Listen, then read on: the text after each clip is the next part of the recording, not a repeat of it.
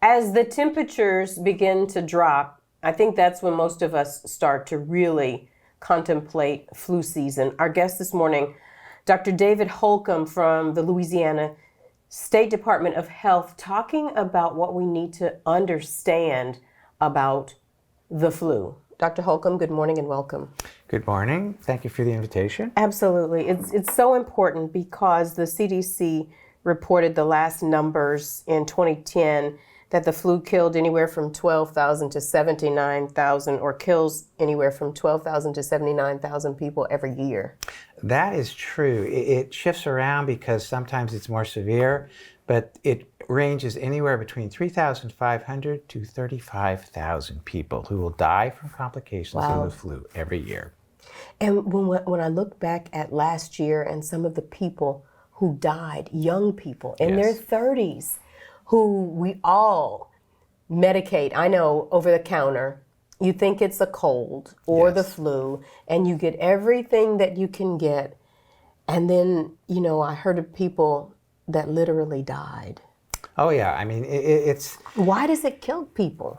Well, some people will have an unusually severe response. Sometimes it really causes a respiratory failure in very sick people. And those people may end up on a ventilator or they may die. And it's hard to predict the people that will do that, but you can say that the very young people and very old people are the highest risk. Also, pregnant women are a high risk. So those categories, or people that have a chronic illness, diabetes, kidney failure, liver failure, whatever, chronic disease, they're all very, very high risk for complications. So does the flu have a direct correlation to pneumonia? Because we were hearing about more people who had the flu. It started out with the flu, and then they ended up in the hospital with pneumonia.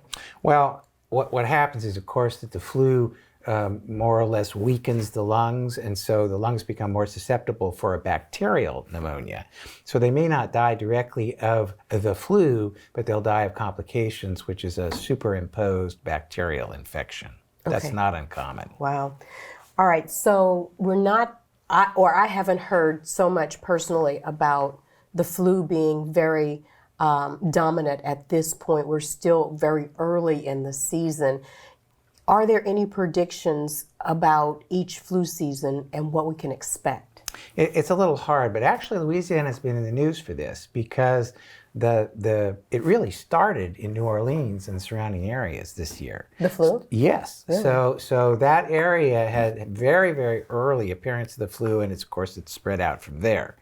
But Louisiana was the first state to have a significant number of cases. Now, how severe that's going to be is really hard to tell because the severity of it is really determined by how many people actually die from it.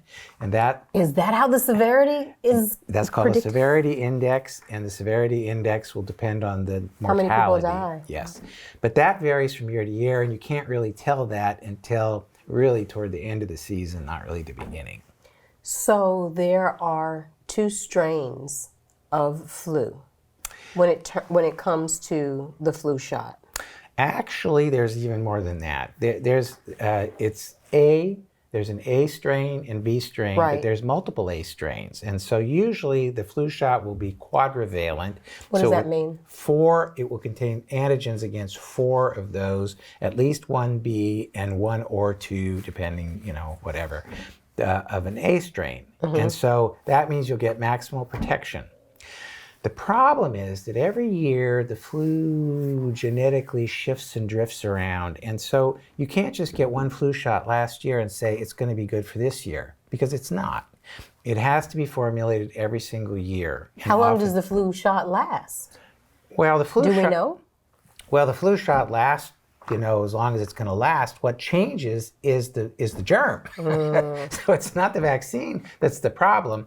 It's that the flu virus is very, very clever, and it's constantly shifting its genetic makeup so people are susceptible. I was reading an article where scientists were trying to figure out, like, each year which strain it would be, and they could never really sort of predict which strain of A or B it would be, so they sort of made a combination. Right. of both.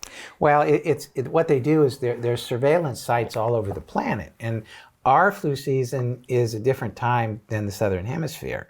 And so they track what's happening in Southeast Asia and Australia and so forth, and then use those strains to predict what's going to come up to us in the following season. And there's always some guesswork.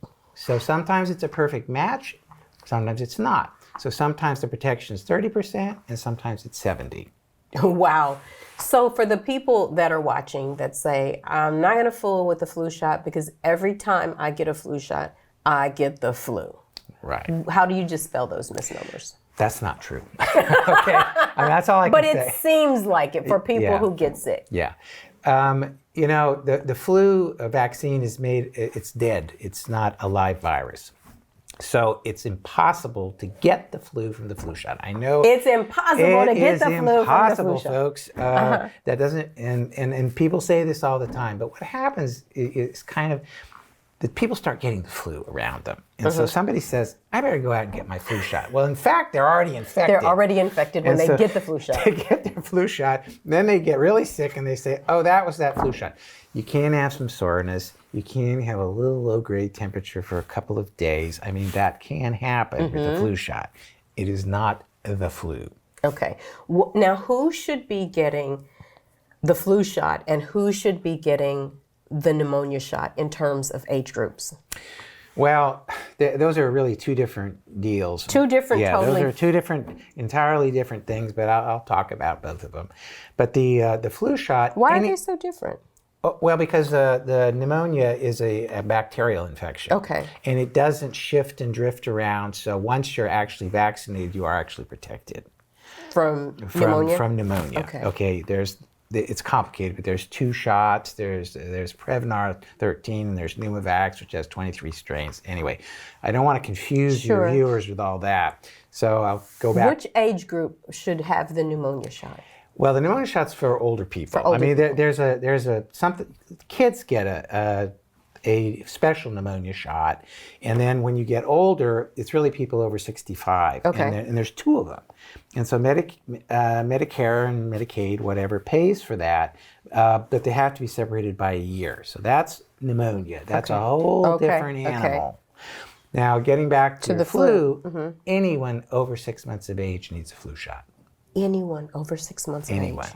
And especially young children, children. Babies and toddlers. Yeah, and then older people, and then anyone who has any kind of chronic disease. But everyone should have it. I mean, there's no contraindication unless some of it's made out of eggs, so if you're allergic to eggs. But that's a very, very rare number of people. Every single person watching this broadcast Absolutely. should have, and they're making it so accessible now that it is even free. And you guys recently did drive-by flu shots. We gave 1,500 shots throughout the region. 700 were given at Rapides alone. It was the highest number given of any region in the state, and we're 8th in population. Wow. What do you attribute that to? Well, we've been doing this for many years now. I have an excellent staff. I mean, they're just good people. And every single health unit does this. Some regions, only the hub will do it. But we do it all over. So the nurses publicize this. The community knows it's going to happen. Some people just like that. I mean, they like to be able to drive by. I actually had to drive to Natchitoches to pick up more vaccine that was shipped down from Shreveport so that we wouldn't run out.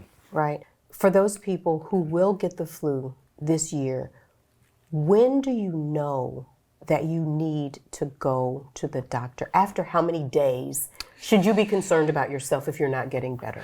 Well, it's difficult. And I know it the flu varies. can look like all kinds of stuff. Right. But first of all, get your shot. Get your shot. Get your shot. That's the first thing. That is the first major thing. Now, for those people who haven't, if they start becoming ill, they need to go to a little urgent center or whatever, because there's very, very sensitive mechanisms for testing for this. Okay? And you have to start on the medications within 48 hours or they're not effective. Wow. So it's a very small window of, I'm sick and, but you don't want the flu. The flu is going to hurt you. It's going contaminate all your colleagues. If your kids get it, they're going to go to school and they're going to contaminate their classes. And you're actually a little bit infectious before you actually start having symptoms. Wow. About a day before. And so you can be spreading the flu around. So the only way to prevent any of that is get a vaccine. I want to go back to that before we move on to the other health challenges that we face in Louisiana. I talked about the accessibility, and now the flu shot, more than any time that I can remember, is free at pharmacies and has always been free at health units. But for some areas, we're missing those health units. Well, the distribution of care and access to care has always been an issue in central Louisiana because we have pretty good services in the central part, in Rapides and so forth. Right. But as you go out, it gets to be very challenging. And so in our health units that may be in these peripheral areas, you're talking about Catahoula, Concordia, LaSalle, Wynn, Avoyelles, etc. We found that 10% of the people actually walk to the health unit, and 35% have no fixed means of transportation. So even getting to a health unit is sometimes a challenge. The other thing that happens is that these areas don't necessarily have other alternative sources of care. And so we end up doing at least 25 to 35% of the contraceptive needs of the women in that age group in every one of our parishes, which is the highest in the state. Wow. Yes, striking. So with that said, with so many thousands of people dying annually from the flu and complications from the flu, those people that just have not believed in the flu shot and feel like they'll be fine and have scathed by, what do we say to those people to change their mind? That's dangerous because no one is immune, unless you've gotten your shot, of course. No one is really immune, and people die. And as we discussed earlier, between 3,500 and 35,000 people in the United States die from the flu every single year. That's an unnecessary risk for yourself, and it's an unnecessary risk for people you might spread the disease to. So you know what I'm thinking, as we now have small children in our home, and parents have to go to work, and daycares and schools. I even read about a school here recently in Louisiana, maybe even in Baton Rouge or somewhere, that closed school down. Yes. Did you read that? Yes, I because of the flu. When they reach a certain percentage, it's not necessarily recommended by the Office of Public Health, but sometimes the number gets so significant that the principals or the school district will make the decision to actually close the school. Now, if all those children are vaccinated, this shouldn't be necessary. So what about vaccines in school-based, health centers? Are we seeing those children being vaccinated? The rules for what they do and can't do and the supplies they have and all that vary a bit from school to school, from program to program, from who does that. So sometimes I'm sure it's available and sometimes it probably isn't. The problem is it's not mandatory. Now for other shots, there's no shots, no school. And our vaccination rates are actually pretty good. But for the flu, which is not an obligatory vaccination, that drops way down. So less than 50% of adults actually get the flu shot. Wow. It's a little bit higher for children because they will get it, their pediatricians or whatever.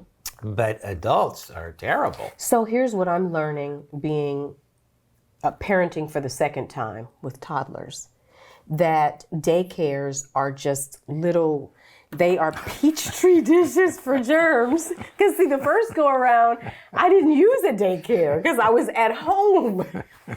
But I mean, when you gotta go to work and you gotta send your baby or your small toddler to daycare, how do you fight that? Well, it's very difficult, but one thing you should insist is that all the personnel have their vaccinations. That's a good point. And it's not and I don't think it's obligatory. Some in hospitals, for instance, everybody has to be. All the people who have clinical care, they have to be vaccinated, and it hasn't been true in the Office of Public Health until this year. They're finally pushing that through, which is very curious. But anyway, so you should insist if you have a daycare and all that, and you ask if all those personnel, because remember, they can transmit the flu a day before they actually feel sick. But what about all the babies and the children? Do you realize I got pink eye? I got pink eye from the daycare.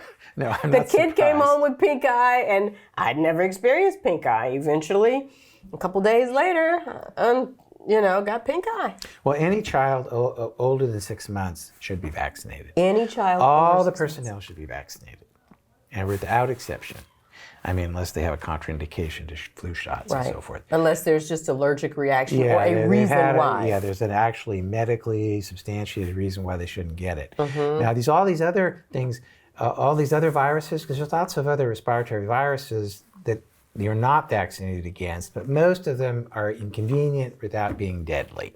I mean, like rhinoviruses and coronaviruses. So do we have enough flu shots right now at the health units that are going to accommodate Louisianians and people, especially in central Louisiana and surrounding areas? Most of the pharmacies have adequate stocks. So I don't think there's going to be a supply issue. And most people stocked up pretty early. And it's pretty easy to reorder it. Now, some individual doctor's offices will only order a certain amount. And so when they give that, it's gone. But those people can still go to any pharmacy virtually and get a flu shot. And they can get them for free. Well, free if it's covered by insurance and so forth. I mean, there's some kind of rules there. Okay, so not necessarily all free, but not too much. Yeah, and there's most of them are going to be free. Okay. If you have any kind of insurance or Medicare or Medicaid, they're going to be free. They want people to get a shot. They don't want to pay for these people to go in the hospital and get on a ventilator. Right. And so the key is, first of all, get your flu shot. And if you get the flu, you want to make sure you maintain that 48-hour window if you think you're getting sick, because they can swab you, they can give you the medicine, and it will work. Yes. It shortens the course and severity. So, doesn't necessarily... It doesn't cure it. It doesn't cure it right away and all that, but it will shorten the time you're sick and how sick you are. Absolutely. That's important. And the difference between flu and other things, I think, is really where we sort of cross the line. Sometimes you just think it's a cold, but then it's the flu, so you just have to get checked. It's hard to tell, but anything that's going to give you aches and pains all over your body, the flu. It's probably not a cold. Okay? It's the flu. The cold kind of starts here and works out. The flu knocks you right down. Yeah. Dr. Holcombe, thank you so much for the work that you're doing and helping to educate and taking care of our state. It's my pleasure, and invite me back anytime. Indeed, we will.